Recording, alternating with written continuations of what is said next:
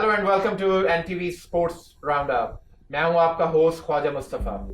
आज हम आपके लिए लाए हैं क्रिकेट की दुनिया से ताज़ा तरीन खबरें।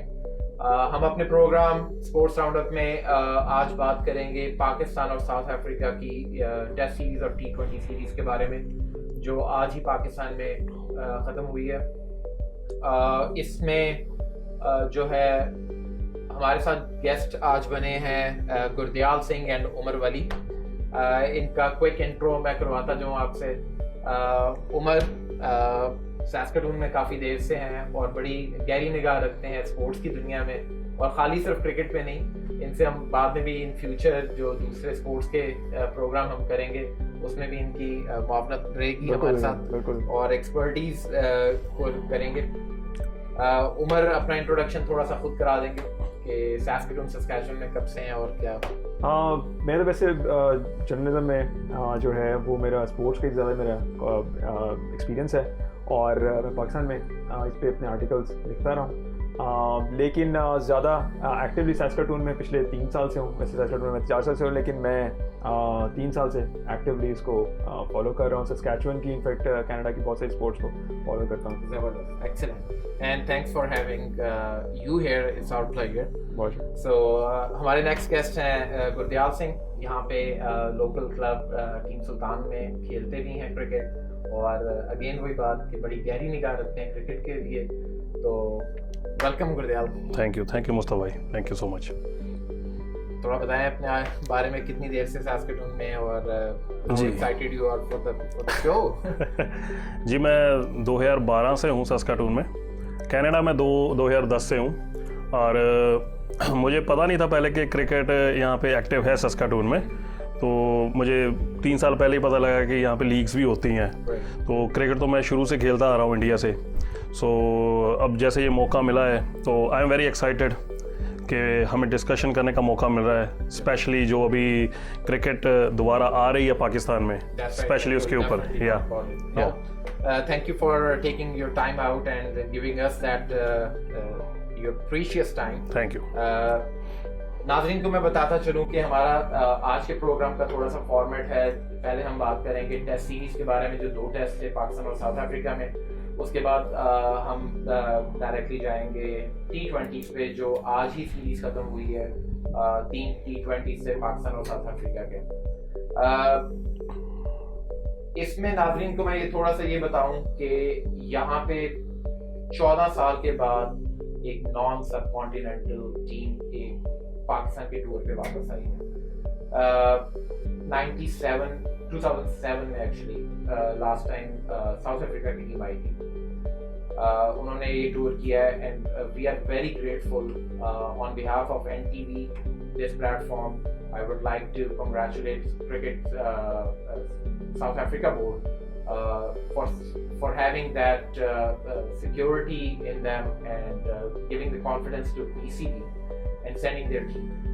इसमें कुछ थोड़ा सा रोल साउथ अफ्रीका के प्लेयर्स ने भी किया है, जो थोड़ी पिछले कुछ सालों से इन्वॉल्व रहे हैं PSL में, और काफ़ी इंक्लूड रहे हैं पाकिस्तान टीम के दूसरे प्लेयर्स के साथ।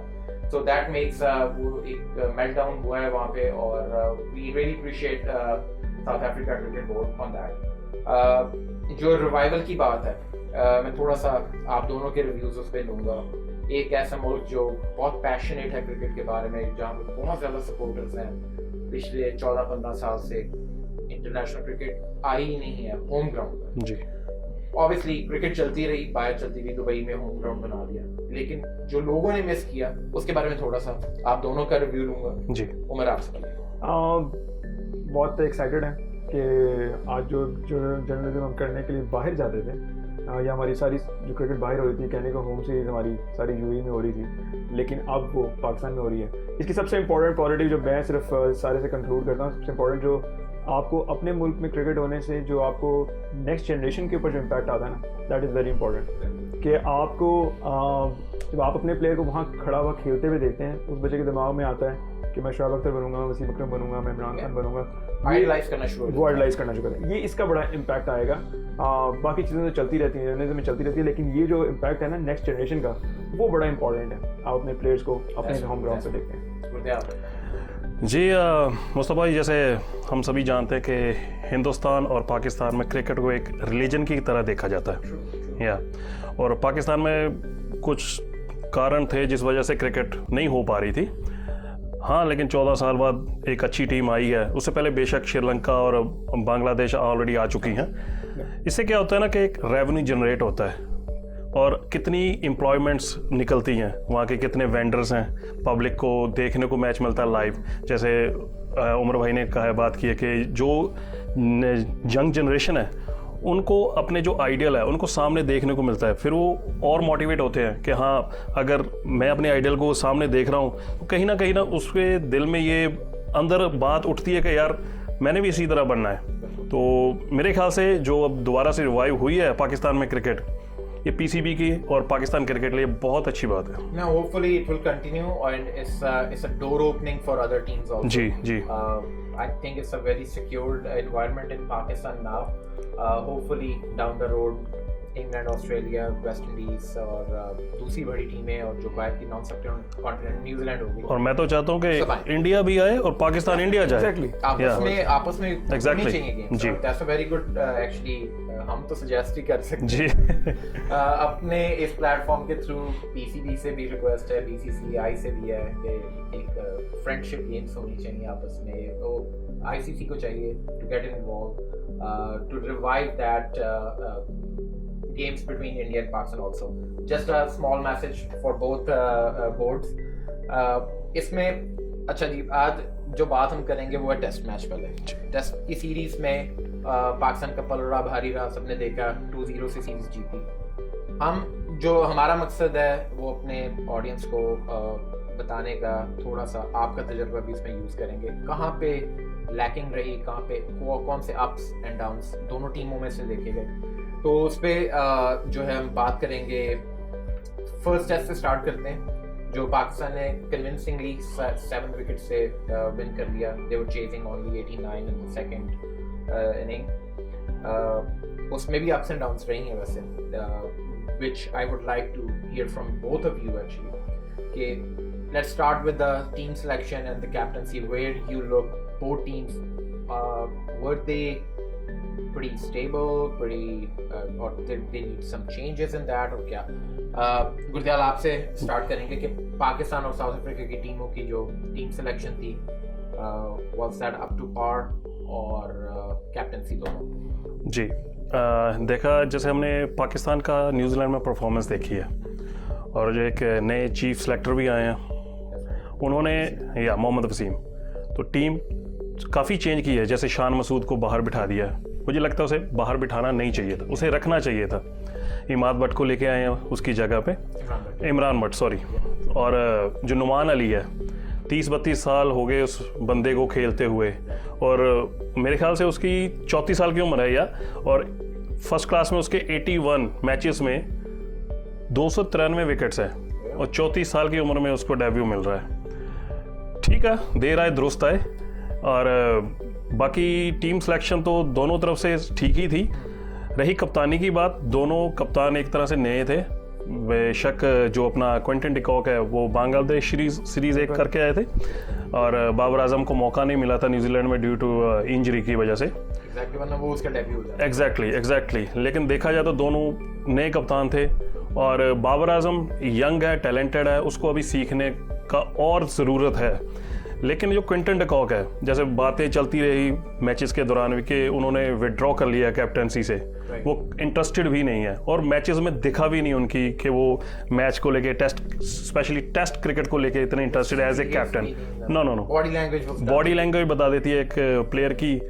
सो बाबर आजम के लिए विश गुड लक कि वो आगे आने वाले फ्यूचर में और भी अच्छा करेंगे और सीखेंगे। No we wish both captains if Quinton de Kock agrees to stay to lead the team, which is good. If not, we wish also him a very good luck. He's a very good batsman, good keeper, a good athlete.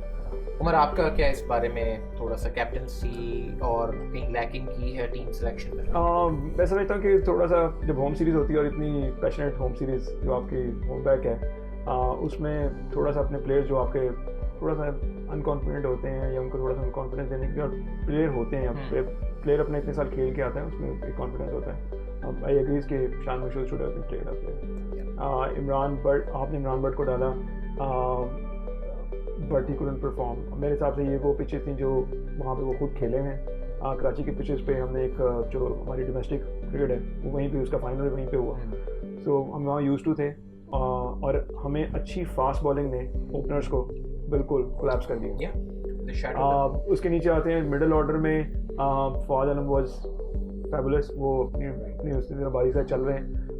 लेकिन मैं भी समझता हूँ कि अजहर अली को थोड़ा सा और परफॉर्म करने की ज़रूरत है. एज ए सबसे सीनियर प्रो उन्होंने एग्जैक्टली उस तरीके से परफॉर्म नहीं किया. मैं चेंजेस की बात नहीं कर रहा लेकिन team selection relatively was good. सिर्फ मैं अभी भी समझता हूँ कि हमें शायद एक फास्ट बॉलर अभी भी Faheem was going good in there, लेकिन अब तो हमें रिप्लेसमेंट अभी नहीं मिल रही. लेकिन हमें एक फास्ट बॉलर, एक जेन्युइन फास्ट बॉलर और चाहिए.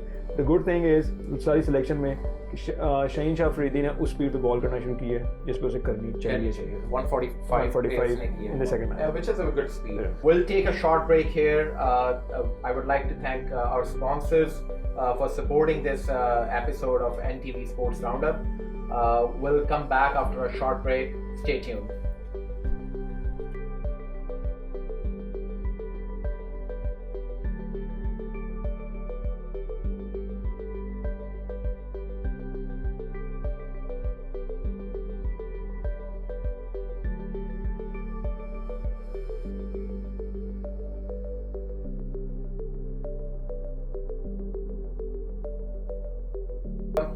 चलें अब let's talk about the openers. थोड़ा सा कंपैरिजन करते हैं ओपनर्स या टॉप ऑर्डर का कर लेते हैं जल्द फोर. हमने पहले मैच में देखा कि पाकिस्तान के ओपनर्स और टॉप ऑर्डर नहीं चला, जहाँ के अगर वी सी साउथ अफ्रीका का टोटली ऑपोजिट था. उनके ओपनर्स ने ही परफॉर्म किया in every pretty much in every inning. या टॉप ऑर्डर में उनका मिडिल ऑर्डर क्लैप्स करके हमारा मिडिल ऑर्डर हमेशा सस्टेन कर दिया. और देख होम ग्राउंड, होम क्राउड या अपनी पिचेस का यहाँ पे फायदा मिडिल ऑर्डर ने उठाया. या क्या आप क्या सोचते हैं या आपकी नज़र में उस बारे में क्या? बस ऐसा हुआ कि मेरा ख्याल है कि हमने पिचेस अपनी सारी स्पिनिंग पिचें में और जब आपके फास्ट बॉलर चल रहे थे तो उनके ओपनर्स चल रहे थे. जैसे ही आप अपनी स्पिन अटैक को एंटर करते हैं विकेट को लैप्स देना है. और अगर आपको एक दो ऊपर से विकेट मिल जाती हैं, which was Shaheen Shah Afridi was in the first test match was fabulous. और हसन अली उसमें ज़रा कम बैक करके शायद उस तरीके से परफॉर्म नहीं कर सके जो उन्होंने सेकंड टेस्ट मैच में किया. क्योंकि उसमें पहले टेस्ट मैच में Yasir Shah came back in that. वो उसको आप समझें कि यासिर शाह भी उस तरीके से परफॉर्म नहीं कर रहा था. वो है गुड परफॉर्मेंस. तो इसलिए जो उनकी फास्ट बॉलिंग का जो एक्सपीरियंस है वो ओपनर्स ने ग्रैब किया है. मैं ये नहीं कहता कि बहुत बड़ी बड़ी पार्टनरशिप हुई है, लेकिन उनमें से कोई एक ओपनर जरूर चल रहे थे. एग्जैक्टली मतलब उनकी वो नहीं रही जिस तरह हमारा बिल्कुल कोलैप्स कर रहे थे. लाइक कर ही नहीं सके. से लाइक 20 फर्स्ट इनिंग में पाकिस्तान के 27 फॉर 4 थे. 23 पे सेकंड 2 आउट हो गए सेकंड इनिंग में. So the openers were not giving the way they should have given. Test match के लिए स्टार्ट बहुत इंपॉर्टेंट. जहाँ पे अगर उनका देखा जाए उनको 50 या 30 प्लस की पार्टनरशिप फर्स्ट विकेट की मिली है, which gives them a confidence. Gurdayal आपसे इस चीज में थोड़ी सी एक्सपर्टीज आपकी होंगी. फवाद आलम का कमबैक हुआ न्यूजीलैंड में, इस टाइम सेंचुरी की. he was in a good nick. उसने वो भी परफॉर्म किया. थोड़ा स्टांस उसका थोड़ा सा ऑकवर्ड हो गया है, but he is performing. So at the end, I think he's saving his own position now in the team. थोड़ा सा aggression खत्म होके defensive हो गया. This is what I believe. क्या उसको अपने उसी aggression में ही खेलना चाहिए या he should think about his own position as a middle order? He is there now. I think he proved it कि he needs more series to perform. और वो करेगा भी I think the way he is doing. Markram, Dusan, Elgar ने 50s की. Openers to the top order. Lower order कुछ नहीं आया उधर. यहाँ से हमारे लोअर ऑर्डर में फ़हीम अशरफ ने 50 की, 64 and Fawad Alam made 109 in the first test. Fawad Alam और द लोअर ऑर्डर जी, व्हाट यू थिंक कि कहाँ पे साउथ अफ्रीका ने थोड़ा सा लैकिंग किया या कहाँ पे ups and downs रहे पाकिस्तान? देखिए फवाद आलम जैसे no doubt he is a very talented, और पाकिस्तान ने फवाद आलम का जो 10 साल वो ज़ाया किए हैं, वो फवाद आलम का तो नुकसान हुआ ही हुआ है, वो पाकिस्तान क्रिकेट का भी नुकसान हुआ है। उसने कम बैक किया, न्यूजीलैंड में परफॉर्म किया, इवन इंग्लैंड भी गया था मेरे ख्याल से, वहाँ भी मीन्स इतना नहीं हो पाया, लेकिन न्यूजीलैंड में उसने एक 100 किया। तो इधर फर्स्ट टेस्ट में एक और 100 किया उसने। रही एग्रेशन की बात, देखिए वो टेस्ट ही खेलेगा, ODP और T20 में मुझे नहीं लगता वो PCB के प्लानिंग में है। तो राइट नाउ जैसे वो खेल रहा है उसको वैसे खेलते रहना चाहिए। हाँ, मतलब at least he is supporting a team. Exactly. कुछ नए यंगस्टर्स के टेल एंडर पे आपके पास नए लड़के थे, जैसा फहीम अशरफ भी। मैं सोचता अगर फवाद आलम अभी भी सिलेक्ट ना होता, ओपनर तो कोलैप्स हुए हैं, मिडल ऑर्डर का क्या होता फिर? कौन करता, कौन संभालता? तो क्या PCB को आगे देखना चाहिए? There is new talent also sitting on the benches जी, और should this give another chance to Imran but, bring back Shan Masood, or stay, or give a break to Abid Ali? Any rotation you would like to see in next tour of Pakistan anywhere? मेरा अपना ख्याल है कि फिर वही बात आ जाती है कि आप जब टाइम दें, इमरान बट, आबिद अली को मिला हुआ टाइम, लेकिन इमरान बट को मैं स्पेसिफिक समझता हूँ कि उसको टाइम देने की ज़रूरत है। कुछ बंदे के जो नर्व्स होते हैं ना, वो उस पहले टेस्ट मैच, दूसरे टेस्ट मैच में कभी बार नहीं भी चल पाते। अगर आप कंसिस्टेंट हो, प्लेयर वापस भी आ जाता है, प्लेयर्स परफॉर्म भी करते हैं। We are very good example of Babar Azam. Babar Azam बहुत शुरू में उस तरीके से परफॉर्म नहीं कर रहे थे, नोबडी वाज कंसिडरिंग कि वो टेस्ट प्लेयर बनेंगे, लेकिन वो 15-16 टेस्ट मैच के बाद ही केम बैक, और आज वो बहुत अच्छी पोजीशन पे है। दूसरा ये है कि आबिद अली को परफॉर्म करना पड़ेगा। मैं अभी भी समझता हूँ कि उसको थोड़ा सा ज़रा अभी इज टैलेंटेड, कभी कभार ये होता है कि आपके साथ एक प्लेयर भी ना करो तो सारा प्रेशर जो होता है वो दूसरे प्लेयर पे भी चला जाता है, shift out of the player. Ultimately मैं भी समझता हूँ कि इसी के साथ अभी कॉम्बिनेशन के साथ जाना चाहिए।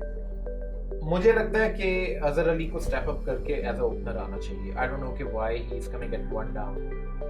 नंबर 3 पे आने का भी वही बात है, जैसे पाकिस्तान की ओपनिंग कोलैप्स कर रही है, तो pretty much he is facing the new ball in every second, 4th or 3rd over or 5th over, and top overs like he's at the crease. हम उसके एक्सपीरियंस क्यों नहीं, या सिलेक्शन कमेटी या कोच जो हमारे हैं वो क्यों नहीं यूज़ कर सके? क्या उनको रोटेट करना चाहिए था to give Abid Ali space के वो 1 डाउन आ जाए? Just a suggestion. I think कि जितना एक्सपीरियंस अजहर अली के पास है, पहले भी ओपन कर चुके, तो मेरे ख्याल से जस्ट अ सजेशन कि अजहर अली से ओपन करवाया जाए इमरान बट के साथ, and give him the chance also, क्योंकि आप जब एक एक्सपीरियंस बैट्समैन के साथ ओपन करते हो, तो I think that will give a confidence to a new player also. If he lacks somewhere, I think they can go down, जैसा हम यहाँ पे आपस में करते हैं। हमने देखा है कि अगर कोई अव्वल शॉट खेलते तो एक सीनियर प्लेयर आपको जाके राइट पे बताता है कि डोंट डू दिस, और देयर इज अ प्लान। इसमें अब थोड़ा सा आते हैं हम बॉलिंग की तरफ, स्पिनर्स की तरफ। नुमान अली ने डेब्यू किया पाकिस्तान की तरफ से।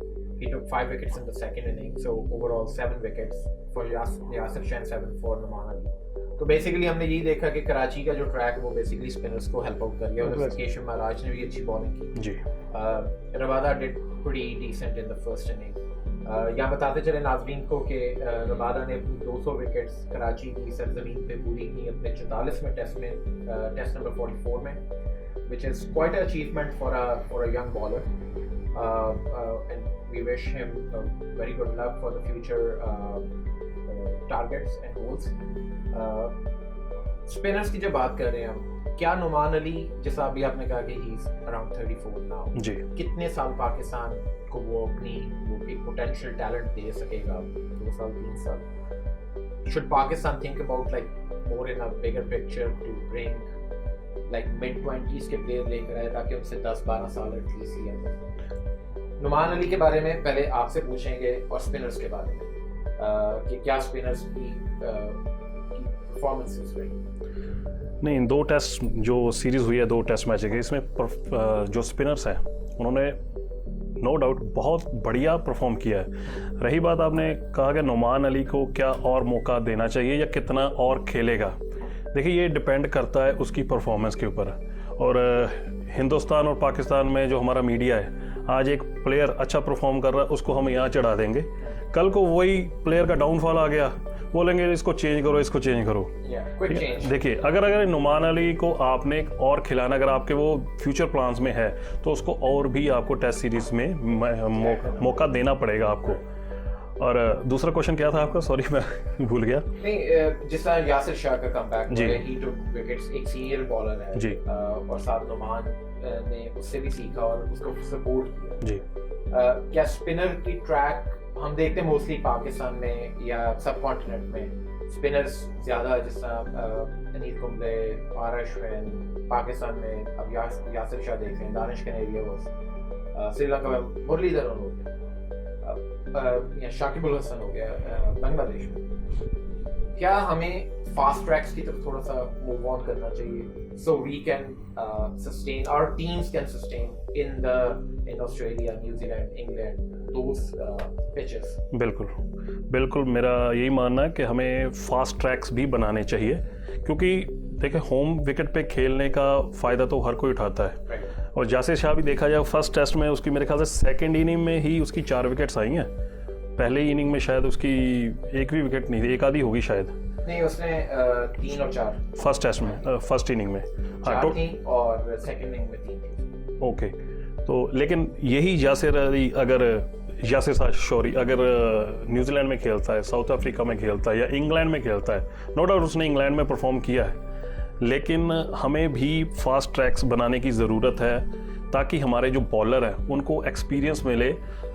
टर्निंग विकेट और जो स्विंगिंग विकेट होती है उन पे दोनों का उनको एक्सपीरियंस की ज़रूरत है। और मेरा मानना है कि हाँ, हमें फास्ट जो ट्रैक है उन पे ज़रूर थोड़ा ध्यान देने की ज़रूरत है। Is this the point where I bring it कि हमारे ओपनर्स फास्ट को मुश्किल से खेल पाते हैं कि वो ज़्यादा स्पिनर पे डोमेस्टिक? मतलब बिल्कुल ठीक कह रहे हैं। बेसिकली थोड़ी सी पिच को मैं समझता हूँ कि हर बंदे की एक्सपेक्टेशन थी, मैं भी एक्सपेक्ट कर रहा था कि शायद जो पिंडी की पिच होगी वो थोड़ी सी ज़रा यूजली फास्ट होती है, इस तरह स्पिन नहीं करती कि पहले दिन स्पिन करना शुरू कर दे बॉल। मैं समझता हूँ कि थोड़ी सी कंपैटिटिव होनी चाहिए क्रिकेट। अगर आप उसे कंपैरिजन में इंग्लैंड और ऑस्ट्रेलिया दोनों में देखें, बड़ी कंपैटिटिव क्रिकेट, मैं न्यूजीलैंड को उसमें कंपेयर नहीं करता। उनका जो गाबर पिच है वो बड़ी डिफरेंट है बाकी ग्राउंड से, क्योंकि वहाँ पे स्पिन करता है बॉल, दूसरे तीसरे दिन जाके स्पिन करना शुरू करता है। लेकिन बाकी ऑस्ट्रेलियन जो ग्राउंड हैं वहाँ पे बाउंसी ट्रैक्स हैं वहाँ पे, तो वो उनको एक कंपैरिजन मिलता है, इसलिए उनके प्लेयर वहाँ स्पिनर भी डेवलप हो रहे हैं और फास्ट बॉलर भी डेवलप हो रहे हैं। एक मिनट यहाँ पे आपको नजर आता है ना कि जब आपका आइकॉन बन जाएगा यासिर शाह तो सब स्पिन करना शुरू कर देंगे, ठीक है।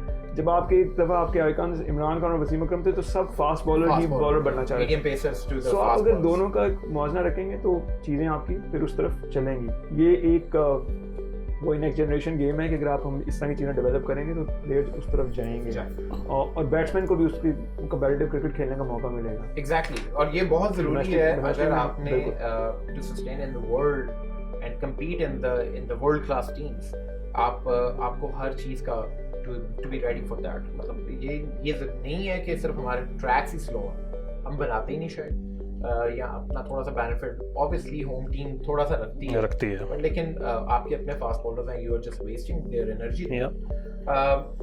Thank you for your reviews on the first test. इधर बताते चले कि फवाद आलम को उनकी सेंचुरी पे मैन ऑफ द मैच दिया गया था फर्स्ट टेस्ट मैच में। दूसरे टेस्ट मैच में जो रावलपिंडी में हुआ, पाकिस्तान ने 95 रन से वो मैच जीत तो लिया, लेकिन वो लास्ट डे में ऐसा मैच था कि प्रीटी मच सेकंड सेशन तक वो साउथ अफ्रीका के हाथ में था। लेकिन उनका वही बात जो अभी हमने फर्स्ट टेस्ट में बात की कि उनका टॉप ऑर्डर तो चल गया, लेकिन जहाँ पे वो कोलैप्स विकेट्स मिली या स्ट्राइक मिली पाकिस्तानी जो बॉलर्स हैं सेकंड इनिंग में एक्चुअली फास्ट बॉलर्स ने वो कर दिखाया जो कभी हम वसीम और वकार या शोएब अख्तर से देखते थे। Exactly. They collapsed pretty badly to South Africa। उनके I think 33 या 35 रन्स पे 7 आउट कर दिए और Pakistan won that game by 95 runs. थोड़ी सी की परफॉर्मेंसेस पे बात करेंगे सेकंड टेस्ट की क्विकली। हसन अली ने 10 विकेटें ली, which is another good comeback for him। वो काफ़ी देर से ड्यू भी था ऐसी परफॉर्मेंस। मोहम्मद रिजवान ने 115 सेकंड इनिंग में बड़ा क्रूशियल रन किए। यहाँ पे मैं थोड़ा सा ऐड करूंगा नुमान अली। 97 रन की पार्टनरशिप उसने रिजवान के साथ 9th विकेट की 9th विकेट पे जो पार्टनरशिप रही 97 रन जी पाकिस्तान जीता 95 रन जी so that's pretty crucial कि अगर वहाँ पे देखे ना टेल एंडर से कोई nobody expect के they're gonna make big runs जो भी रन आते हैं टेल एंडर से it's a bonus for any team क्या हम नुमान अली को इस पे भी एज दे सकते हैं कि he is a good bowler plus he can bat also we can rely on him if we have to दूसरी परफॉर्मेंसेस में जिस पे हम बात करेंगे रिजवान की सेंचुरी हो गई उधर से मार्करम ने सेंचुरी की दूसरी इनिंग में बहुत क्रूशियल इनिंग खेल रहे थे बवूमा के साथ और वो 241 पे तकरीबन 3 आउट थे उनके एकदम से collapse और they collapsed to 274 total score वैसे जो पाकिस्तान का जो और साउथ अफ्रीका का रहा पाकिस्तान ने फर्स्ट इनिंग में 272 किया सेकंड इनिंग में 298 साउथ अफ्रीका ने 201 और सेकंड इनिंग में 274 ऑल आउट तो हमने ये देखा है इसमें कि किसी भी टीम ने दोनों टीमों ने किसी भी इनिंग में 300 नहीं किए जी और रावलपिंडी ट्रैक पे ये बड़ा कम देखने को मिला मतलब पाकिस्तान सबकॉन्टिनेंट में अगर आप 300 नहीं कर सकते तो that's a very very alarming situation for every batting line people start or actually selection committee start needs to think about it कि what happened where we lacked अब उसमें आप बात करें कि जो आपका लोअर मिडिल ऑर्डर जो परफॉर्म कर रहा है हम इसी वजह से हम ऐसे लोग ढूंढ रहे हैं जो नीचे से स्कोर करें क्योंकि हमारी अपनी बैटिंग लाइनअप नहीं चल रही ऑस्ट्रेलिया और इंडिया की टीम हो न्यूजीलैंड की टीम हो वो ऐसा नहीं सोचते कि उनके नीचे से प्लेयर कुछ ज़्यादा It don't depend on the lower order क्यों उनकी बैटिंग लाइनअप इतनी स्ट्रॉन्ग है कि वो ये नहीं सोचते कि हम ऐसा बॉलर देंगे जो ऑलराउंड परफॉर्मेंस करेगा वहाँ पे ऑस्ट्रेलिया मार खाता है जब ये वो ऐसा सोचना शुरू करता है तो उसी दिन वो मार खाता है और वो हारता है मैच रिसेंटली उन्होंने किया है सो हमें अपनी बैटिंग लाइनअप को स्ट्रॉन्ग करने की जरूरत है अगेन मतलब I think the top order needs to perform Faheem Ashraf ने अगेन 78 किया which was another crucial inning on the first inning actually very very well played Babar Azam ने थोड़ा सपोर्ट किया 77 पे that was the only top order who perform Rizwan और फिर नुमान अली ने 45 किया बवूमा ने दोनों इनिंग्स में थोड़ा सा सस्टेन करने की कोशिश की और अपनी टीम को वो एक सपोर्ट दिया लेकिन he failed to cross that line on a winning side 44 किया पहली इनिंग में 61 किया उन्होंने सेकंड इनिंग में एक और मजेदार बात क्योंकि ट्रैक आई वुड से कि दोनों के लिए फेयर इनफ था it's a spinning track bowling track भी था और बैटिंग भी था जिसने 2 सेंचुरियां हुई 3 50 हुई मतलब इट्स नॉट इजी जिसने खड़ा होकर खेलना था उन्होंने खेल के दिखाया अभी बॉलिंग में बड़ा इंटरेस्टिंग हुआ मेरे लिए वैसे कि 3 बॉलर्स ने 5-5 विकेटें ली डिफरेंट इनिंग्स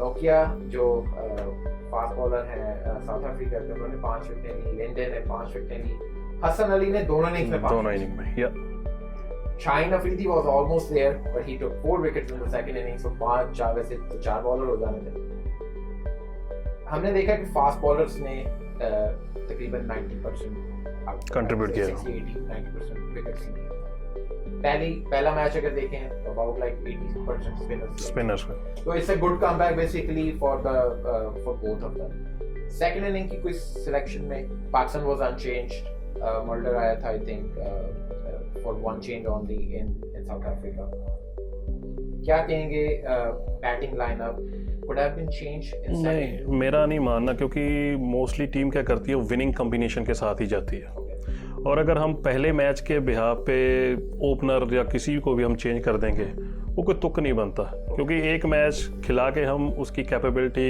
का मीन्स अंदाज़ा नहीं लगा सकते कि वो अगले मैच में करेगा कि नहीं करेगा नहीं अच्छा किया उन्होंने और भी मौका दिया उसे इमरान भट्ट को और आबिद अली को बेशक वो नहीं कर पाए Again, yeah, the first inning में वही 22 for 3 था पाकिस्तान जी लेकिन अभी भी जो सिलेक्शन कमेटी और मैनेजमेंट कमेटी है उनको सोचना पड़ेगा क्या इमरान भट्ट को किसी एक्सपीरियंस प्लेयर के साथ ओपन करवाएं या फिर उसको चलने दे जो अभी चल रहा है एक आधा और टेस्ट मैच देख लें ये इस पे उनको थोड़ा देखना पड़ेगा So basically, you both are agree to give him more chance. We'll take a short break here. I would like to thank our sponsors for supporting this episode of NTV Sports Roundup. We'll come back after a short break. Stay tuned.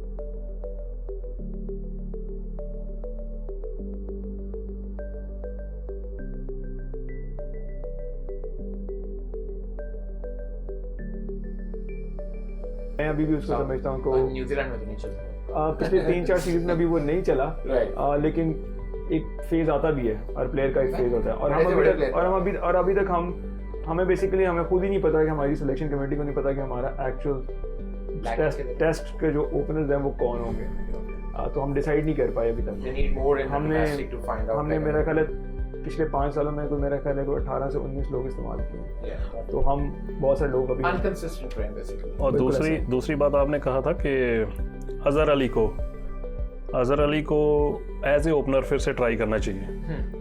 मेरा ये मानना है कि पहले वो opener था, फिर उसे मिडल ऑर्डर पे लेके आए, अब उसको फिर दोबारा ओपनर बनाना। अगर हम ऐसा ही करते रहे तो हमारे जो फ्यूचर में जो यंग जनरेशन आएगी जिसकी हमें तैयारी अभी से करनी है वो हम कब प्रिपेयर करेंगे। अजहर अली का तो Very valid point. Ji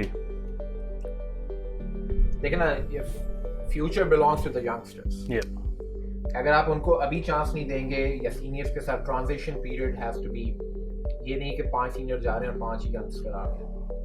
it has to be in a decent way कि Exactly. 3 सीनियर्स के साथ आप 2 को रेडी करें, फिर उनमें से 2 जाते हैं जो वो सीनियर हो रहे हैं तो आइसो रोटेशन पॉलिसी पे रखे। That's right. सेकंड मैच में जो एक बड़ा इंपॉर्टेंट बात है, फिर उसके बाद हम टेस्ट को रैप करेंगे, will go for a small break also. Man of the series रहे मोहम्मद रिजवान अपनी बैटिंग और कीपिंग पे। दोनों से पूछूंगा what are the chances of a comeback of Sarfaraz Ahmed in test match. Sarfaraz Ahmed, देखिए सरफराज अहमद का बाहर निकलने का रीज़न वो खुद है। सरफराज अहमद की परफॉर्मेंस, उसका रीज़न वो खुद ही है बाहर निकलने का। और रही बात उसका कमबैक का, जी ज़रूर, क्योंकि अभी आज रिजवान टॉप पे चल रहा है, आज उसकी फॉर्म अच्छी लगी हुई है, मेहनत कर रहा है, और सरफराज को भी कहीं ना कहीं वैसी मेहनत करने की ज़रूरत है अगर उसे दोबारा कमबैक करना है। लेकिन राइट नाउ आज के जो सिनेरियो चल रहा है, मुझे नहीं लगता सरफराज अहमद अब जल्दी कमबैक कर पाएगा। What's your take on that? अब देखिए जब एक कप्तान परफॉर्म नहीं कर रहा होता ना तो टीम की जो होती है ना वो ऑटोमेटिकली मोराल नीचे हो जाता है, बॉडी लैंग्वेज नहीं होती है। सरफराज खुद परफॉर्म नहीं कर रहा था, कैचेस, सबसे इंपॉर्टेंट बात है सरफराज बैट्समैन के अलावा एक बहुत अच्छा कीपर था, लेकिन रिसेंटली प्रेशर में उसने कैच छोड़ना शुरू कर दिए थे। दैट इज़ वेरी अलार्मिंग, जिसकी वजह से वो अल्टीमेटली वो बाहर हुआ। रिजवान अपनी फॉर्म की वजह से, जब कॉन्फिडेंस लेवल आपका हाई होता है ना तो आपको जो होते हैं ना वो उड़ते हुए चीते भी पकड़ लेते हैं, तो वो ऐसे ही हो रहा है। तो आपकी फॉर्म अच्छी है तो इस फॉर्म को कैरी करना चाहिए। मैं समझता हूँ कि Sarfaraz will be on the bench, अभी आउट नहीं हुआ, specially on for the test, क्योंकि हमारे पास एक और अपकमिंग जो विकेट कीपर है वो रोहिल नज़ीर, उसने न्यूजीलैंड में एज ए टीम के साथ उसने परफॉर्म किया, उसने वहाँ सेंचुरी भी की, so is on the competitive side. लेकिन मैं भी अभी मैं समझता हूँ फिर भी बात है ग्रूम करके लाना चाहिए, जल्दी से एंटर नहीं कर देना चाहिए कि जिस तरह आपके प्लेयर जो है फिर वो सडनली। तो सरफराज की अभी तो कोई चांस नहीं है, जिस तरीके से रिजवान की फॉर्म चल रही है, there is no chance. But we still wish him good luck. जो साफ सी बात है क्रिकेट में तो ये है, जो एक गिरता है तो दूसरा उठता है, बिल्कुल। तो रिजवान को कहीं ना कहीं हम चाहते तो नहीं है, लेकिन वो गिरेगा तो लेकिन सरफराज का चांस। आपको मजे की बात है, दो टीमें उनकी बड़ी एग्जांपल है। इंग्लैंड की एग्जांपल है कि उसने बटलर को भी खिलाया और जॉनी बेस्टो को भी खिलाया, वो दोनों विकेट कीपर हैं। लेकिन वो एज ए बैट्समैन खिला रहे थे, लेकिन सरफराज का प्रॉब्लम मैं कह रहा हूं उसने वापस आना है। I can see is he has to perform in domestic then somewhere that he has to show the class, like he has to bring it back in the team. और अगर दूसरी एग्जांपल ऑस्ट्रेलिया की, अब Australia में भी जो है Matthew Wade जो है वो दोबारा अंदर एज ए बैट्समैन है, तो अगर अब सरफराज ने अगर आना है तो he should be a batsman. Okay, और बेस्ट चांस definitely.